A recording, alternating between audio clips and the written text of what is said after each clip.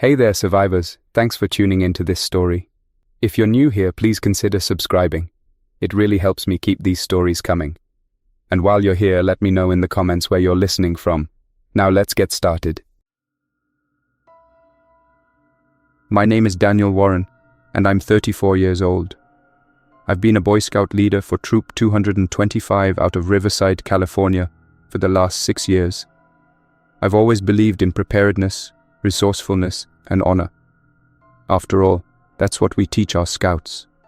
Be prepared. I never expected to find myself putting those values to the test under the kind of threat that makes you question everything. Even as I share these words, I can picture the flicker of the campfire and the shifting shadows of the pine trees. If you're hearing this, I need you to understand. The outbreak is real, and it's far deadlier than anyone anticipated. It was a Friday evening in mid-August, around 5 p.m., when we arrived at Blue Jay Campground, just west of Lake Arrowhead in the San Bernardino mountains. I'd picked this location for our troop's weekend camping trip because it has a solid reputation for its scenic views and well-maintained trails. A few of the older scouts were working on their wilderness survival badges, and the younger ones were tagging along to help set up camp and learn from the older group. The drive from Riverside took about 2 hours, mostly along Interstate 215 and then winding mountain roads. I remember glimpsing rows of tall pines as we neared our destination, an inviting escape from the valley's heat. We arrived just as the sun dipped behind the mountains, and the group, 10 scouts in total, clambered out of our convoy of 3 vehicles, eager to pitch tents and get the evening fire going. I'm sure you want names, so let me list a few. Mark Castillo, an assistant scoutmaster and longtime friend of mine, drove the lead car. He works in IT for a local Riverside company. He's the kind of guy who can fix your laptop in one hand and tie a bowline knot in the other. Next was Jennifer Alvarez, a parent volunteer whose twin sons, Diego and Chris, both 13, had just joined the troop. Jennifer works as a nurse at Riverside Community Hospital, so having her around always felt like an extra layer of safety. Then there was me, in my old silver SUV, with a couple of the younger scouts. I had Ryan Chen, age 12, a quiet kid who's brilliant at fire building, and Toby White, also 12, who's unstoppable when it comes to knot tying. Once we parked, we set about unloading gear. The campsite looked just as I remembered. Gravel parking pads, a few picnic tables, fire rings, and tall, rustling trees everywhere. I gave the troop a quick safety briefing about how we'd set up the latrine area, keep the food properly stored, and manage our water supply. This was all standard procedure. No one suspected that in a few hours we'd be fighting for our lives against the onset of an infection that would spread faster than anything we'd ever studied in history class. We finished setting up 4 tents, each accommodating 2 or 3 scouts, and lit a cozy campfire. Mark prepared his signature Dutch oven stew, while the rest of us roasted hot dogs and chatted. Some talk around the campfire revolved around weird news stories from that week. Apparently, there had been some kind of riot at a hospital in Los Angeles. Jennifer mentioned hearing about an unusual wave of patients in the ER who showed up with strange bite wounds, but official statements seemed contradictory. The news called it isolated incidents or animal bites, with one local station hinting at some kind of rapidly spreading flu. By about 8:30 p.m., the sunlight was gone, replaced by a milky glow from a half-moon overhead. I was about to retreat into my tent when a faint sound threaded through the pines, like a distant groan. This might seem unremarkable to most people, but I've spent enough nights in the forest to distinguish typical wildlife calls from something else. I signaled Mark to pause and listen. A few of the scouts near the fire quieted down, curious. There was a second moan, this one slightly louder, followed by a third that seemed to trail off. Jennifer gave me a questioning look and began gathering the younger scouts to bring them closer to the fire, presumably to keep them in sight. I remember thinking it could be an injured hiker or an animal. Part of me suspected it might even be other campers, up to some mischief. What we didn't realize was that people in nearby cabins and campsites had already started falling ill to what the media would soon label a zombie outbreak. But that word, zombie, felt too fictional, until we saw what it meant in person. I walked with Mark to investigate. We grabbed flashlights, leaving Jennifer in charge back at the main site. The latrine area was located about 50 yards from our tents, down a small slope. As we approached, I noticed something near the building. At first, it looked like a person doubled over, maybe sick or suffering from exhaustion. The figure's clothing was tattered around the arms, and the illumination from my flashlight revealed what looked like thick, dark stains. Mark called out, "Hello, are you okay?"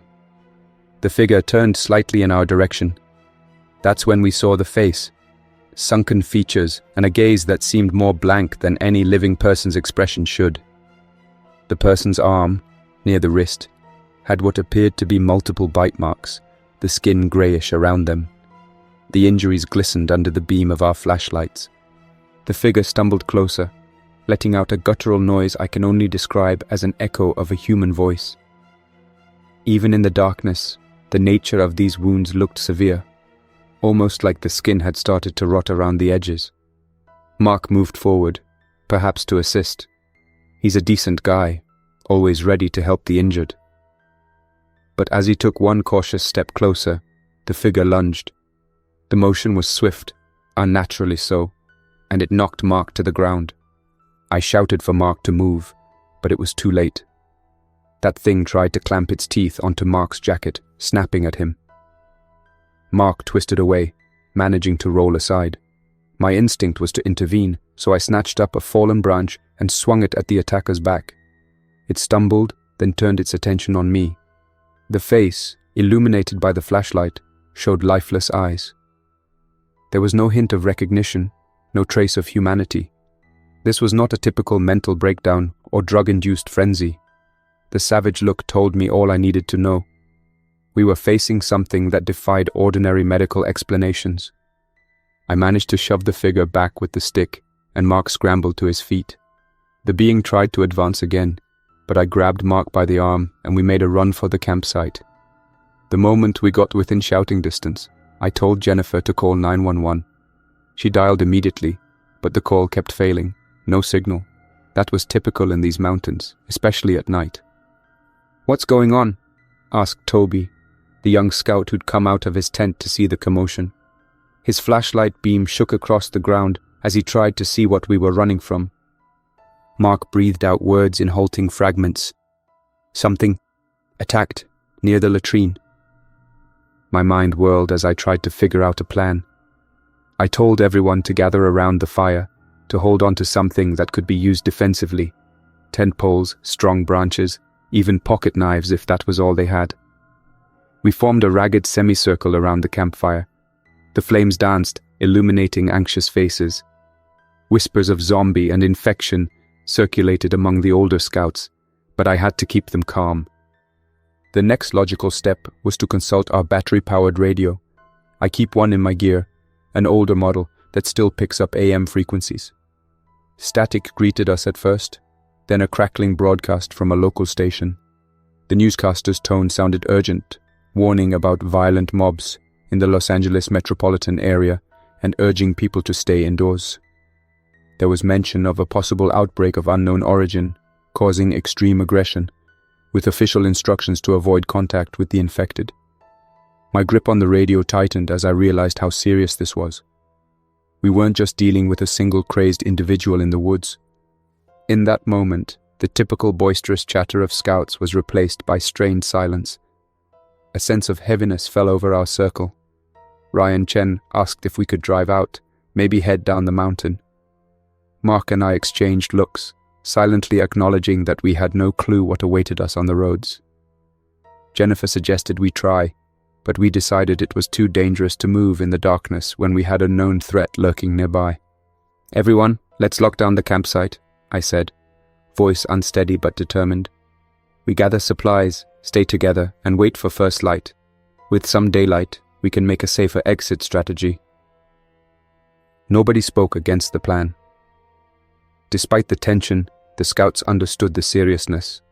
One by one, we systematically moved sleeping bags, flashlights, and any extra gear into the two largest tents, forming a kind of communal shelter. I noticed Toby's hands trembling on the zipper as he sealed the tent flap, but he kept going, never complaining. A subtle, quiet bravery glimmered among these kids, reminding me why I chose to be a Boy Scout leader in the first place. Mark and I decided to take first watch. We patrolled the campsite's perimeter, which wasn't much more than an open boundary among the pine trees. Every soft crunch of underbrush sounded too close for comfort. Around midnight, the moonlight shimmered off the dusty ground, creating shifting shapes in the distance. It happened so subtly that at first, I thought my eyes were playing tricks. A dark figure moved between the trunks of two old pines. Mark and I froze, shining our flashlights in that direction. The shape advanced, slowly at first, then emerged into the open firelight. It was a camper, maybe in his mid-40s, wearing a torn flannel shirt and cargo pants, streaked with what looked like dried fluid. The source of the fluid was painfully clear. A large stain ran from his shoulder down to his waist. A chunk of flesh from his right forearm looked missing, as though it had been chewed off. With unsteady steps, he made a beeline for our camp. My flashlight revealed that same haunting emptiness in his eyes. The stench drifting on the breeze was rancid, reminiscent of rotting leaves and stagnant water. My first coherent thought was that this man was in dire need of help, but the second, far more pressing thought was that he was another victim of this undead plague. Mark and I shouted warnings, urging him to stay back, but he only stumbled closer. An ugly growl slipped from his lips, and I felt every scout behind me tense up. In normal circumstances, we'd never raise a weapon against a stranger who needed help. But we'd already seen how quickly these infected individuals turned violent. At that moment, I signaled Mark to take the left flank while I took the right. We hoped to scare him off or redirect his path. Mark clanged a tent pole against a metal lantern stand, trying to make a loud noise. Instead of fleeing, the figure let out a sharp hiss and lurched forward, fixating on Mark. The intensity in its eyes was unsettling, as if it recognized Mark as prey. In a desperate maneuver, I rushed forward and swung a thick tree branch, connecting solidly with its shoulder. The impact forced the attacker to stagger sideways. Mark seized the chance to push it away, and it toppled onto loose gravel. But it didn't stay down. Within moments, it began crawling forward, mindless of its own injuries, scraping hands across the rocks. Its movement slowed somewhat, either from the injury or the awkward angle.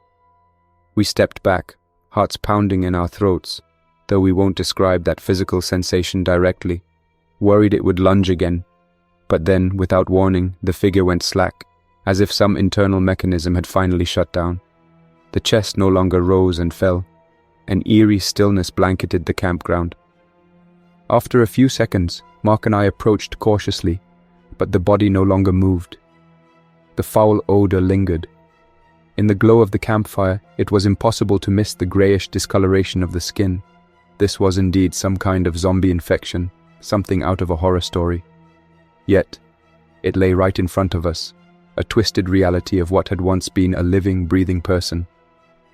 Over the next half hour, we dragged the body away from camp, covering our mouths with spare bandanas. None of the scouts complained or panicked outwardly, but their eyes tracked our every move. We placed the remains downwind, near a boulder. The entire time, a dull dread snaked through my thoughts. If these attacks were happening here, in this remote campground, how widespread was this outbreak? By about 1:30 a.m., we managed to gather everyone in the two central tents. Some dozed fitfully, but nobody got any real rest. Jennifer helped treat some scrapes Mark got when he was shoved to the ground. She spoke in hushed tones about possible contamination, urging Mark to check for bites or open wounds. Thankfully, he seemed clear, just rattled. I'd like to say my next course of action was carefully planned, but it felt more like controlled chaos. We decided that as soon as dawn broke, we'd pack up and head back down the mountain toward Riverside or San Bernardino. Anywhere with better communication and hopefully a stronger law enforcement presence. The official advice on the radio was to shelter in place, but we lacked a safe shelter or adequate supplies for a long-term stay, especially if more infected individuals lurked nearby. By 5 a.m., the horizon began to lighten. A faint glow illuminated the pines. Mark and Jennifer quickly went through the campsite, collecting trash, personal items, and verifying that each scout still had their gear. We divided them into pairs, instructing them to stick together no matter what. We'd load up the vehicles as a group, then make our way down the winding road that led to Highway 18 and eventually to Interstate 215. I took one last look at the spot where we'd placed the body of that infected camper. It hadn't moved, and a tense hush clung to the campsite. I whispered a brief promise to get the troop to safety, though at the time, I wasn't entirely certain I could keep it. About 10 minutes later, we had the vehicles loaded. Mark and Jennifer herded the scouts into the back seats while I started my SUV. A wave of static greeted us on the radio, but eventually, a new emergency broadcast crackled through. The station repeated warnings to avoid large gatherings and take precautions against further transmission of this unknown infection. My eyes met Jennifer's in the rearview mirror. We shared a silent agreement. We had to go fast. We pulled onto the small paved road that snaked through Blue Jay Campground. Pine needles crunched under the tires. About 200 yards from the exit, our worst fear manifested.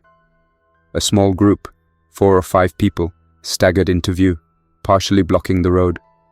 Even from that distance, the ragged clothing and stiff movements told me these were members of the undead. They seemed aimless at first, drifting near a grove of trees.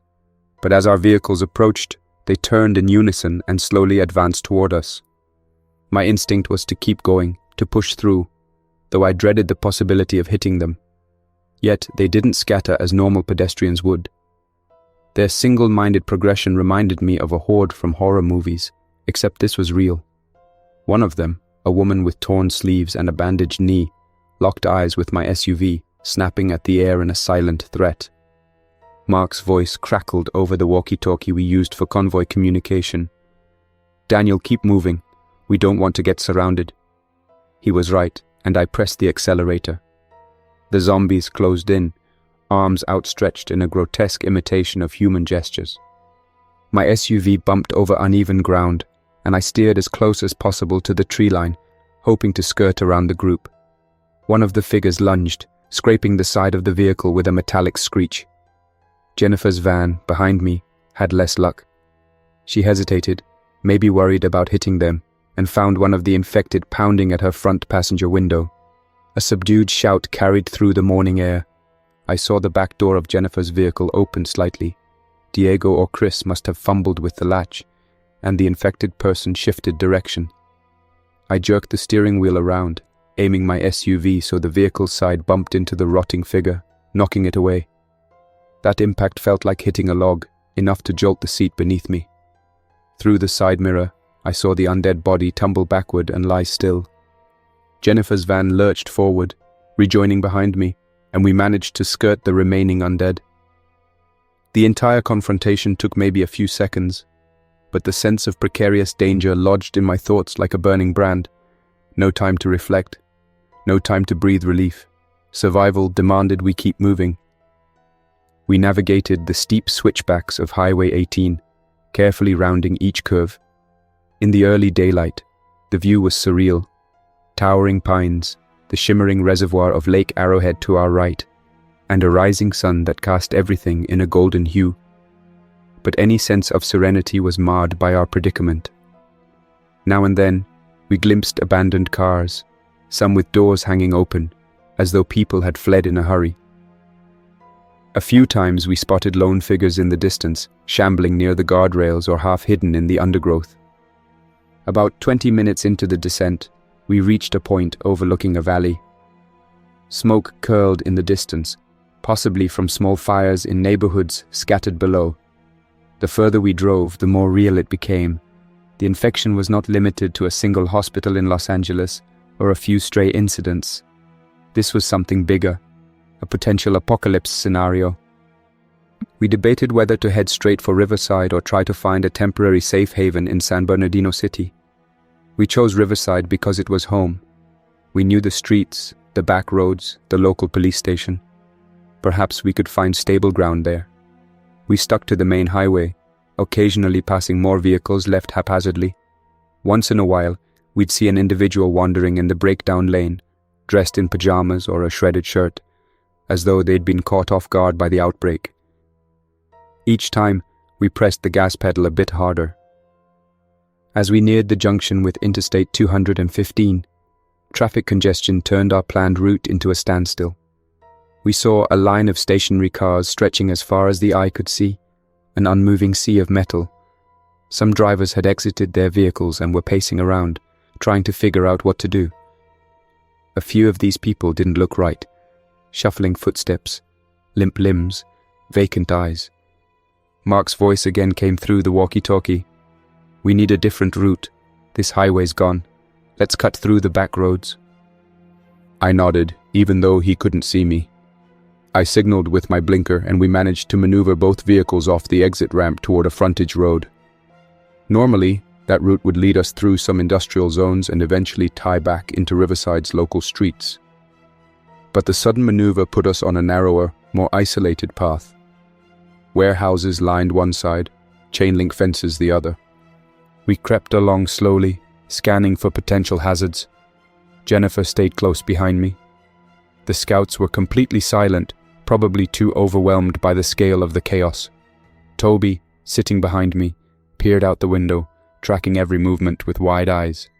Then, from a side street, a battered delivery truck lurched into view, swerving and nearly colliding with my SUV.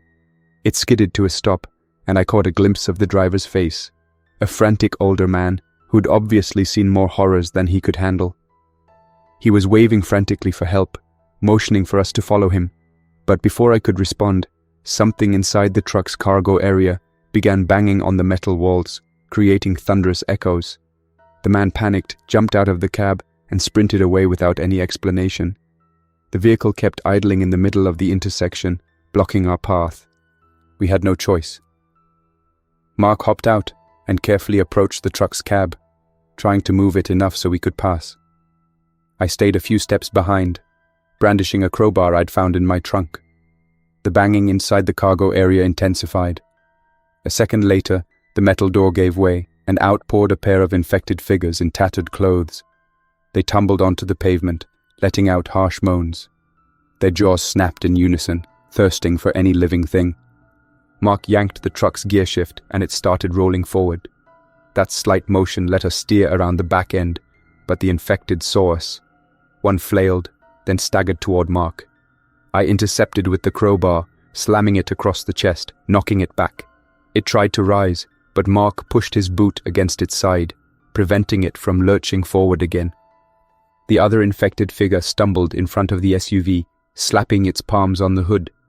Its gaze looked fixated on me through the windshield. A decaying face pressed against the glass, leaving smears behind. Though I avoided describing the exact tremor of fear, the sense of alarm was overwhelming. I accelerated, and the motion caused the figure to lose its balance and fall away. Jennifer's van followed, tires squealing lightly on the concrete. Mark dashed back into his car, and we sped off before the infected had a chance to regain their footing. The entire confrontation was over in minutes, yet it felt like an eternity. Each moment hammered home the reality that this was not a random, isolated problem. The scale of this undead threat was unimaginable, and we were only in the opening hours. By 9 a.m., we reached the outskirts of Riverside. Familiar buildings came into view, shopping centers, local diners, gas stations, many of which appeared abandoned. A few had boarded up entrances, debris cluttered sidewalks. We passed the turnoff to Riverside Community Hospital, where Jennifer worked. She stared at the building as we rolled by, likely thinking about co-workers or the patients she'd seen just days before. An ambulance sat skewed across the hospital driveway, back doors flung open. No paramedics in sight. I led our small convoy past downtown Riverside, heading toward the old residential neighborhood where Mark and I lived. We hoped the smaller streets would be safer. My phone still showed no signal. The cell towers were probably overloaded or damaged by the chaos. Periodically, we switched on the car radios, catching scattered transmissions. Every channel repeated the same urgent announcements. Stay indoors. Do not approach infected individuals. The government is attempting to respond. I pulled into a quiet cul-de-sac of single-story houses surrounded by palm trees and trimmed lawns. The street was empty. Not a single neighbor in sight. No parked cars, no sign of life. It felt surreal, almost like everyone had left in a hurry. We parked in the driveway of my small ranch-style home. I'd lived there for 10 years, ever since I got married. My wife, Catherine, had taken our daughter to visit her parents in San Diego the day before, so the house was dark and locked up. The plan was to gather supplies, regroup, and figure out our next move. I unlocked the front door, ushering the scouts inside. They filed in, uneasy but relieved to be off the streets. The living room was as I left it. Couch, shelves with family pictures, a television that no longer displayed standard programming. I told the scouts they could sit around the dining table, rummage for water and snacks in the pantry, and rest for a moment. While the scouts settled, I hauled out my emergency kit from the hall closet. Bottled water, flashlights, batteries, first aid supplies, a NOAA weather radio, and some MREs I'd bought at a surplus store. My neighbors used to chuckle at my paranoia. Now, I was grateful I'd taken those extra steps. Mark searched my garage for anything we could use to fortify the windows. He found a stack of plywood I'd been saving for a backyard project, plus some nails and a hammer. We quickly boarded up the front windows, leaving small gaps to peek outside. In the midst of hammering, Jennifer hovered, glancing at her phone's silent screen. She didn't say it out loud, but I knew she worried about the hospital staff she left behind. Diego and Chris stuck close to her, occasionally looking at me as if I might have some magic solution. Once we had a makeshift barricade, I tried calling 911 on my landline. To my amazement, it rang. Then, a recorded message played. All circuits are busy now. Please try your call again later. That grim recording repeated, offering no comfort. The NOAA radio crackled, and we heard a partial update. Martial law has been declared in Los Angeles County. Outbreak of unknown pathogen. Citizens are advised. Then static cut it off. We stared at each other. So martial law was in effect in LA County. That likely meant the National Guard was involved. The question was, would they also come to Riverside? And would it matter? Despite the odds, we decided the best immediate step was to stay put. The kids needed rest, and we had enough supplies for a couple of days if we rationed. The scouts, to their credit, upheld a certain level of discipline. They alternated watch shifts, just like we'd taught them during training weekends. Toby created a system using the scouting technique of rotating 2 lookouts every hour. Diego and Chris jotted down notes on a notepad, times, radio signals we caught, any abnormal sounds from outside. Around 10:30 a.m., Toby, who was on watch at the front window, signaled for me to come over. He pointed through a gap in the plywood. A single figure was moving down the street. Even from inside we could see the unnatural gait. Like the previous infected individuals, this one wore everyday clothes, a short-sleeve shirt, jeans, but displayed a distinct disorientation. It approached the next house, belonging to my neighbor, Mr. Gomez, a retired postal worker. The infected person wandered aimlessly, then stumbled into the chain-link fence. Moments later, there was movement inside Gomez's yard, a dog barking furiously. The infected figure pivoted its head in that direction. The dog, perhaps confused or protective, kept barking. Without warning, the figure grabbed the fence and started climbing, a slow but determined effort to reach the barking animal. I glanced at Toby. He tensed, glancing back at me, uncertain. The moral part of me wanted to intervene, to help. But we were outnumbered, had little in the way of safe means to fight these creatures, and didn't even know if Mr. Gomez was home. I urged Toby to keep quiet. We watched in silence as the infected figure made it over the fence. The dog's barking shifted, turning into a fearful whine. Then there was a commotion behind the fence and an abrupt silence. A chill went through me, though again I avoid describing the precise bodily reaction. All I knew was that we couldn't do anything about it. Toby scribbled the time in his log. 10:45 a.m. infected in yard across the street. The finality of seeing that note written down made the event all the more real. We spent the next hour reinforcing the back entrance to the house.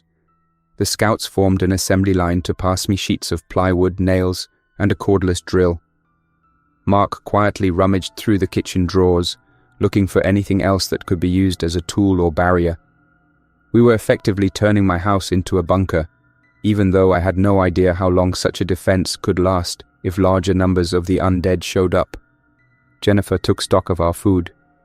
"We have enough for maybe 3 days, 4 if we stretch it," she noted quietly.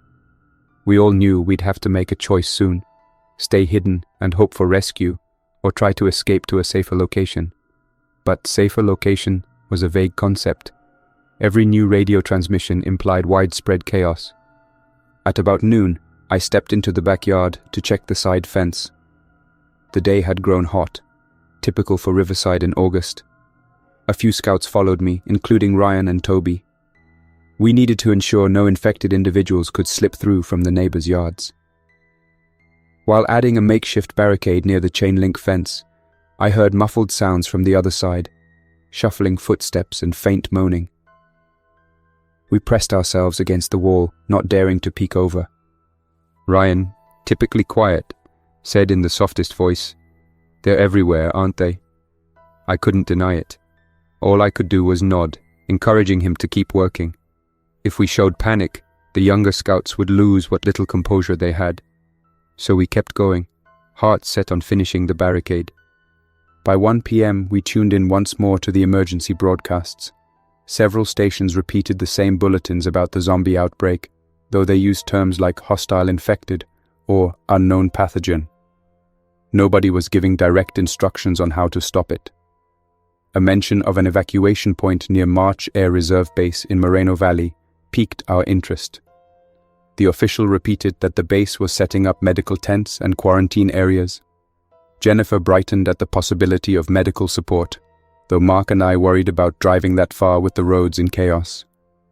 We took a quick scout leader conference in the living room. Mark argued that staying put was risky. If more infected individuals converged on the neighborhood, we'd be surrounded without help. Jennifer agreed, emphasizing that we needed professional support, especially in case any of the scouts were injured. I hated the idea of leaving the relative safety of a barricaded home, but I also recognized the kids' well-being mattered more than my comfort. After a brief debate, we decided to try for March Air Reserve Base while we still had daylight. That location might have National Guard presence, or at least some medical staff. If the roads were impassable, we'd turn back and figure out another safe zone. With a plan in place, we once again loaded the scouts into our vehicles. Mark's sedan was smaller than the van, so Toby ended up with me, while Jennifer took some of the older scouts. We pulled out of my driveway around 2 p.m.